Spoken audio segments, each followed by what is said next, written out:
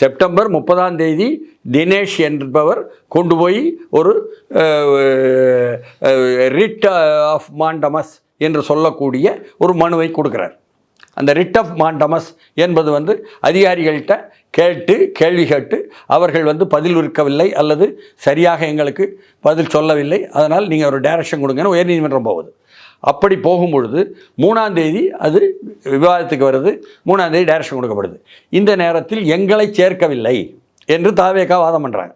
உச்சநீதிமன்றத்தில் தாங்கள் போடும்பொழுது உங்களை சேர்க்கவில்லை, ஆனால் உங்களுக்கு எப்படி நீங்கள் எஸ்ஐடி கொடுக்கலாம் என்பது அவர்களுடைய வாதத்தில் ஒரு பாயிண்ட். அது ஒரு பாயிண்ட் தான் என்றாலும் கூட அரசு தரப்பை கேட்டாங்கல்ல, அரசு தரப்பை கேட்டுத்தானே ஆகணும்.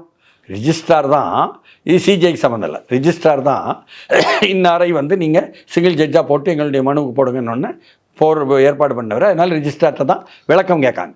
அப்போ அரசு தரப்பு வழக்கறிஞர், தலைமை அரசு வழக்கறிஞர் என்று ஒருவர் அங்கே பதில் சொல்கிறார்ல,